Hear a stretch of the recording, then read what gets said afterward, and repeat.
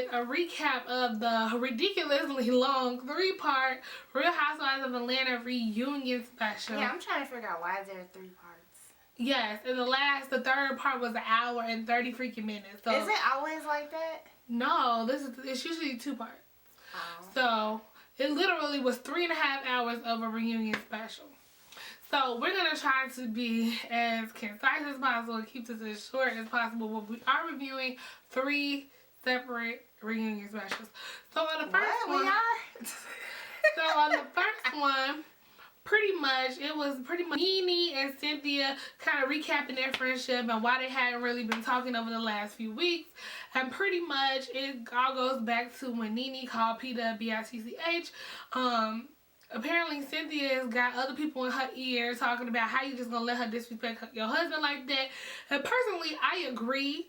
You shouldn't just let somebody call your husband a bitch, because I don't care how much of a B-I-T-C-H my husband is or is acting. You're not gonna ever disrespect my husband and I'm his wife and I'm just gonna stand there and let it ride. Oh, heck no. Even though Peter was being pretty much bitchy, but I still would never let somebody disrespect my husband. But at the same time, if you was okay with it at first and you was ready to squash it before other people started putting their 2 cents in, and don't all of a sudden try to be brand new when other people get in your ear. Like, that's petty. Either you gonna let it ride or you not. Don't like have other people in your ear. Like, I hate stuff like that. And then we skipped to Kenya and Portia, which was pretty much the bulk of the episode. Kenya and Portia was going back and forth and back and forth. And Portia had Kenya had all kind of props. She had a scepter that she had all in Portia's face, and then she had a bullhorn, which I feel like Kenya Moore is the most ignorant chick on the planet. Like, she is so ignorant. Like, honestly. And I'm not a violent person. I've never been in a fight in my life, but to be honest with you, when obviously this is getting to the big moment of the show, I would have did the same thing.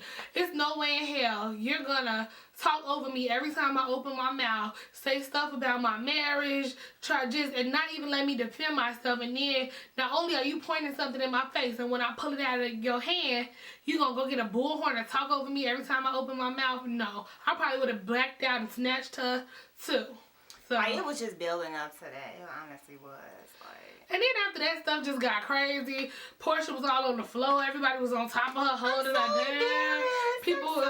Nene had her hand over her mouth. I hope she washed her hand before she stuck her hand over her mouth. It was just crazy. And then to me, the craziest part about this was Andy sitting there in the middle of all of this, watching the whole thing go down. He steady watching her put stuff in the girl's face. And not saying he said nothing. He thought it was funny when she had the bullhorn, but then when blows get thrown, he got a problem with it, and they don't condone violence. That's BS. You're promoting violence when you're allowing somebody to be provoked. If you keep poking a tiger, eventually the tiger is gonna maul you. That's common sense. So. And they also had to ban the props after that, because, yeah, it was just getting too out of hand. And that's kind of set the tone for the whole episode. They asked Portia to leave, and we still don't know if she's going to get booted off the show or not. But that pretty much set the tone for the whole show. Kenya spent the entire show just basically talking over people. So then the second part was basically pretty much about Candy and her mom, and how Candy's mom has been fighting with her the whole season about Todd, because she don't like Todd. And Candy's mother came off like a drunk ass mama. Like, I would have been so embarrassed if that was my mama. Her mama just seems so trifling and ghetto, to be honest. And I really do like Candy. I think she's a cool person, and she's got a lot of issues with her mother, but like, I just really felt sorry for her. Like, I was cringing the whole time. Her mother just seemed truly just off. And it also was about Nene and Marlo, and basically it all boils down to Nene feels like Marlo was just trying to do whatever to get on the show, and Kenya was trying to do whatever to stay relevant, which is pretty much my take on the issue too. But let's talk about Jason Voorhees. Yes, Jason Voorhees, because I know everybody has seen a little meme floating around of Jason and Nene, and you can ask Danielle. When I first saw her, I was like, what is that bogus ass weave on her head? She looked like she got a $2 plastic ponytail from Claire's and tacked it on the back of her head, and then she got this lace front pushed up in the front. She looks a hot mess. That is not Donald Trump. That's like literally a $2 hairstyle. Like, I really don't know what happened in her life that she thought that was cute. The ponytail not even the same color as her hair, and the ponytail literally looked plastic. Like, I don't know where they do that at. She's supposed to be so classy and rich or whatever. She on TV or whatever. Somebody should have told her no. No, boo. Fire the stylist. Go sit down. So, Fire the stylist. Andy should have pulled her to the side like, boo, now you know that is not your look. Like, I know y'all supposed to be all dressed up, but that is not happening right now. That look is not. You need to get that Barbie hair out your head because it is not your look.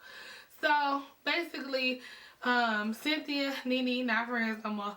Skip ahead to the third part, which was the best part. They addressed the issue of Nene calling Peter a bitch, which we kind of went on from episode to episode, but they finally came to a head. They addressed it, and Peter was pretty much like, I don't call females bitches, and I don't care.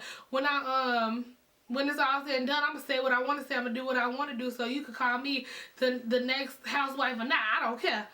So, which I commended him on that. That was cool. He pulled out a peach and he ate it, and that's how you do props. So then came the best part of the show, the moment we've been waiting for, like, honestly, because like I said, Kenya was annoying as hell the whole episode. She was talking over everybody. Her and Nene was going head to head for what seemed like 2.5 hours, back and forth. Like, honestly, you couldn't even hear what was going on because they both talking over each other, blah, blah, blah, blah, blah. And Kenya never shut up until Nene said, well, you donate $20,000 to your charity of choice, and I'll do the same. You choose a charity. And it seemed like she was sitting there trying to figure out if she wrote a check, if it was gonna bounce. She thought about it for a minute. That was that part, but then she kind of bounced back from that, and she was still going head to head. But then Apollo came out, and they was basically asking him, you know, what's up with these charges? You're being indicted. You know, what's going on? So he was kind of casual about it. He was like, well, we'll have to see what happens. But then out of nowhere, he was like, but Kenya, I just want to let you know, you better hope I don't go to jail. You better hope I don't go to jail because I'm your whole storyline. You need to put some money on my books because I made you. You wouldn't be nobody if it wasn't for me. And even though that was really cocky, it's totally true because, to be honest, she is still capitalizing off some text messages that supposedly transpired between the two of them 2 freaking years ago. And she's steady talking about it, steady trying to talk to her friends about it, his friends about it, anybody that will listen, the media, whoever. That's the only storyline she has because she has no man. She keeps trying to buy men off to be her pretend boyfriend. And to me, I'm trying to figure out why. She's a beautiful woman. Like, honestly, she's the most attractive woman on the show. Yet she's the only one that don't have a man. Like, it really makes no sense. I think Portia's the most attractive. No, I think Kenya is really beautiful. Well, I don't know. I mean, whether you think she's the most attractive on the show or not, no one can argue that she's not a beautiful woman. You cannot, I mean, she honestly. Her attitude makes her hideous, but, you know, if we're just going out on outwardly appearance, she's a very beautiful woman. It really doesn't make any sense why she can't find a man, but we see her attitude. Because she's drama. That's she's clearly mentally unstable. So, no doing his right mind anyway. So basically, she's been on all through the press junket, bad mouthing Apollo. He's definitely going to jail. He ain't nothing but a criminal. Phaedra's jealous of her. Phaedra's this, Phaedra's that. Phaedra was basically like, ooh, she treated her life like, honestly, she read the like, she took her back to 1999, pulled out the encyclopedia and read her from A to Z. Read her the whole Encyclopedia Britannica, just the whole thing. She was like, why you steady running your mouth talking about my husband, you spending your Saturday nights at the sperm bank, browsing through sperm donors, and the only thing you'll know about your baby daddy, you won't know if he's an axe murderer or a pedophile. The only thing you'll know is he needed $10 for a pizza, so he jagged off in a cup. And she was so silent. She got real quiet after that one. And Nene's was too funny. Nene was just, ha ha ha. It was so funny. She got quiet as hell. And you know you hurt somebody's feelings. You crack their face when they can't do nothing but sit there and get on her phone. Like, honestly, you at a reunion show looking at your phone, checking for text messages. I didn't even know they could have She was sitting there playing stage. Snake on her text. She was sitting there playing Snake on her cell phone. Like, she done had nothing to say for a good 10 minutes. And she ran her mouth for 3.5 hours. But for that 10 minutes after Phaedra said that to her, she just was speechless. She ain't had nothing to say. Like, she treated her life. I would have quietly packed my self up. I would have packed all my little props and exit stage left. I would have been like, she wasn't leaving because she needed that paycheck. And she totally sat there and was like, I don't have anything else to say. I'm not gonna roll around in the dirt with pigs. But you've been rolling for the whole 2.5 hours, boo. Are you for real? Right. Like, honestly, that was the best treatment I have ever witnessed in my life. Like, honestly, it gave me life. Like, I'm going to be laughing at that for the next 2.5 years. I don't care what else ever happened on Real Housewives of Atlanta. That's how you put somebody in their place. And she did it classy as hell. She didn't curse at her. She didn't get up and throw no props in her face. She didn't even get up out of her seat or break a sweat. That's how you do it. Sure didn't. So, that was pretty much the gist of the episode. And Nene was pretty much Nene. She was falsely apologetic and just had this sense of, okay, whatever, I'm gonna be me no matter what, whatever. So that was pretty much it. I thoroughly enjoyed all 3.5 hours, as long as it was. It didn't necessarily need to be that long, but I liked it anyway. What about you?